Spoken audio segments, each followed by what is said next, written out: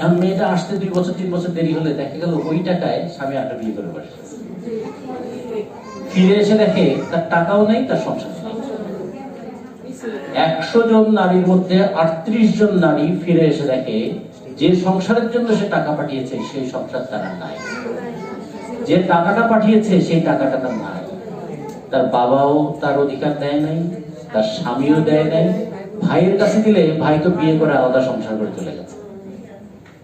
মেয়েটা ফিরে আসার পরে 3টা জিনিস আমরা, আপনারা অনেকেই এখানে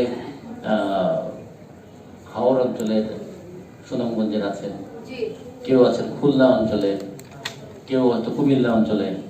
সব জায়গায় দেখবেন লোকগীতি যেগুলো আছে, পল্লীগীতি আছে, পল্লীগীতির বেশিরভাগ গানগুলো হচ্ছে মেয়েদের দুঃখ নিয়ে। কারণ আমরা যুগ যুগ ধরে দেখছি যে দুঃখিনী মেয়েদের কথা ওই গানের সুরে সুরেই আসে। এবং এই দুঃখ দেশের অভ্যন্তরে, এই দুঃখ যখন দেশের বাইরে যায় সেখানে ফিরে আসার পর মেয়েদেরকে বলে বিদেশে এতদিন কাজ করে আসছে, মেয়েটা ভালো না। অনেক আগে লালন রাগ ক্ষোভ করে একটা গানে একটা লিখেছিলেন এই জায়গায় যে গোপনে যে বেশ্যার ভাত খায় তাতে ধর্মের কি ক্ষতি হয়। তুমি আমার মেয়ের টাকায় সংসার চালিয়ে দাও, ফিরে আসার পর বলছে মেয়েটা ভালো না। তার মানে তার সংসার গেল, তার সম্মানও গেল। দেশ কি পেল?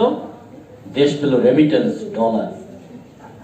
ওই মেয়েটা বুকের মধ্যে যন্ত্রণা আছে, গায়ে আঘাতের চিহ্ন আছে।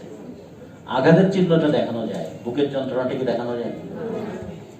ফলে এই মেয়েদের বুকের যন্ত্রণাকে ধারণ করবার জন্য আপনাদের যে সংগঠন করছেন, এই সংগঠন চাইতে সংগঠন ছাড়া আপনাদের কিন্তু আর কোনো বন্ধু নেই।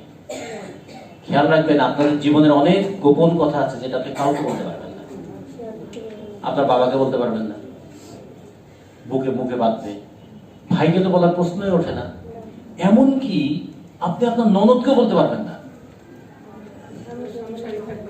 সেই কথাটা কোথায় বলবেন, কার কাছে বলবেন?